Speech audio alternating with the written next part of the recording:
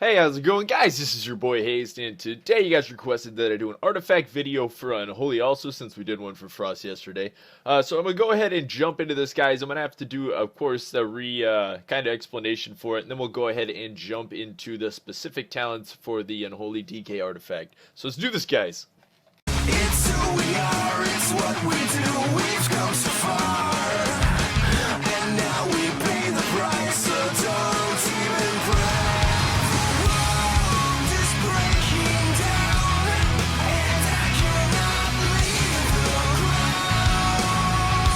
the ground. Quick, we're gonna go over how to go about getting artifact points on your artifact weapon, of course, for Unholy. Now, as you can see here, we got Mr. Apocalypse. It's really hard. Now, how do you go about getting points, guys? Basically, you're gonna get little items such as Skirmisher's Advantage, which is this is gonna give you 5 artifact power. You right-click it, and of course, it adds it to your artifact power total. I got quite a few of those, so I'm gonna click those as they go in there. Basically, you're gonna use artifact power to buy your abilities on your artifact weapons and level them up.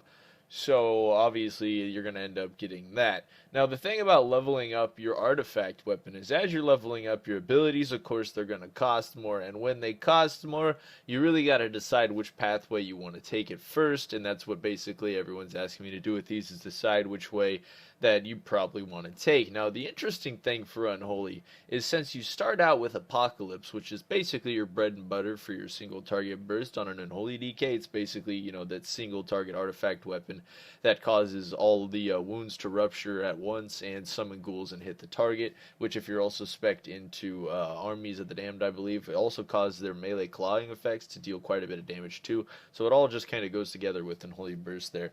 But anyways, guys, we're going to go ahead and talk about this. I don't believe I'm going to have to go to the point thing for this one. I should be able to do it just from the character here. But anyways, let's go ahead and discuss this. Basically, we're going to start out with Apocalypse, of course. That's where you're going to be based off of. Second, you're going to take Feast of Souls, which increases shadow damage you deal by 10%. From there, you can basically go south or north. Now, it's kind of like the first decision you're going to make, of course, with the talent. Now, what I've kind of decided is the way you should go with this is you should either commit south to take Scourge of the Worlds, or you should take north to get Scourge of the World. My personal opinion, I'm going to take north. Take the increased damage to Festering Strike by 28%. I'm going to increase your maximum runic power by 20 and your runic power generation by 13%. And then I'm going to take Scourge of the Worlds. And from there, I'm not actually going to take the southern ones just yet, like the increase on Dark Transformation. That's going to be absolutely amazing later on. Of course, the Darkest Crusade, which increases the effect of your Fallen Crusader Runeforged by 30%. It says 40% because I have it ranked up once from Thrill of the Battle, as you can see there. Basically, even only at 40%, it's going to give you 6% strength. Of course, 6% strength is quite a lot, especially when you have like 19,000 strength. So, I mean, that's quite a bit of damage going off there. That's something you definitely want later on, or something you can pick up earlier if you really need that for PvP and you want that extra damage. But from there, I'm going to cut north and take increased damage done by your Plague by 21%. Obviously, that's going to be the bread and butter for Unholy DK. And from there, you can choose whether or not you want to take Armies of the Damned. Of course, if you use, like Army of the Dead and stuff, the clawing damage is absolutely insane in Legion, surprisingly, with this ability for PvE and stuff. So that's definitely going to be something you got to think about as you're speccing up. So from there on Plague Bearer, we're going to go up north a bit farther to Deadly Durability. This increases the effectiveness of Anti-Magic Shell and Icebound Fortitude by 10%, which is an absolutely amazing defensive. And then we're going to take Double Doom, which Sudden Doom can now accumulate 2 charges that will occur 15% more frequency. And from there, you basically just cap around south, take some of these like Gravitational Pull, which is more like a PvP settings if you want to take PvP. Otherwise, you can from there go down and take some of the other damaging abilities like Dark Transformation or the Darkest Crusade or a Scourge of the Unbeliever, which can also be great for rotation, elongated rotation, dealing more damage. But of course, if you want to keep going on the PvP side, you can take Gravitational Pull. And of course, the Deadliest Coil is absolutely amazing for Unholy DKs since, using Death Coils now. A lot of DKs are playing the melee Death Knight spec. So having that the Death Coil increased damage, which basically causes your next Scourge Strike to deal quite a lot more damage with this melee spec. It's definitely going to come in handy there. And that's kind of one of the reasons why I went with the top route instead of the south route, is because the top route really buffs your melee portion of playing an Unholy DK, besides, of course, the strength proc, which would be a lot better.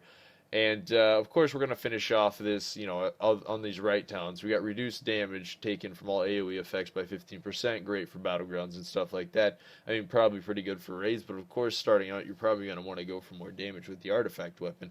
And then, finally, probably the last talent I'm going to choose out of those is going to be the Shambler, which your attacks have a chance to summon a Super Zombie that shambles forward and explodes, dealing quite a bit of shadow damage to nearby enemies, which could be quite a damage buff. I can imagine if you actually wanted to, for some reason, take the southern road and go after the Shambler in a PvE basis, because, I mean, the Shambler sounds like it's pretty beastly in a PvE setting, so you could probably go with that. But as for the PvP settings, I'm probably going to take the northern road and then cut back towards Double Doom, definitely to increase my melee and single target damage, and AoE, of course, with the Plague Bearer there, with Unholy. But there really is no set way, it seems, with Unholy as to what you have to do with the artifact. As for Frost, of course, you really wanted to go after Syndragoza and some of the mechanical buffing it does, but it seems there are some mechanical buffs, but for the most part, Unholy basically has damage buffs when it comes through the artifact. For the most part, of course, they have some reduction on mechanics, but yeah, from the looks of it, it's mainly just increasing damage with Unholy, so a lot of it could just be preference. But overall, guys, I hope that helped you a little bit better understand what you're going to do with that artifact weapon for talents. And of course, later on, you're going to pick up these little artifact items, these little relics that you're going to insert inside of your artifact, which is going to increase the item level of it. Like mine right now is 845. They can get much higher. As for points, how much points this is going to take, as we know, once you've done about 5 of them, it's going to cost about 5,000 something artifact power. Once you've done about 10 of them, you might be looking around 100,000. Once you've done just about all of them, we saw that it'd be anywhere from up to like 3.5 million. And on the last video, we discussed that obviously there's going to have to be some kind of generation gap closer for increased artifact power, because obviously 5 artifact to 50 artifact power is not going to be enough to get to like 3.5 million. So when somebody informed me on the last video, I don't know if this is 100% or not, but he said there's going to be some kind of percentage games that you receive for doing certain things, maybe heroics, maybe mythics, maybe rating, that increase the percentage on the artifact power that you gain from items. So, one time you click it, it'll give you 60 or 50 artifact power. Use this item, it's going to give you 12% more, which, if you're at 50 already, is roughly going to be like 6 more. But, if you keep doing that, and it stacks over time, you get 100, next thing you know, you're getting, 112, next thing you know, you're getting 130, things like that. It just kind of builds up over time until, you're using a 5 artifact power item and it's giving you like 50. That's the way it's gonna go. But anyways, guys, I hope that helped you. I wanted to share that general information. I hope this kind of mapped out what you want to do as an Unholy. There's actually quite a lot of relics, believe it or not. I'm pretty surprised with how many there are, because you can see I got a bunch of 805 ones, and then I got another one in my bag that does something completely different, which I should probably have that one on. Extra festering strike damage, that might be, no, I'll probably keep the extra strength, that buffs me all around. Anyways, guys, I hope you enjoyed this video. You guys requested it, and go ahead and hit that like button if you enjoyed, and until next time, this was your boy Hazzed.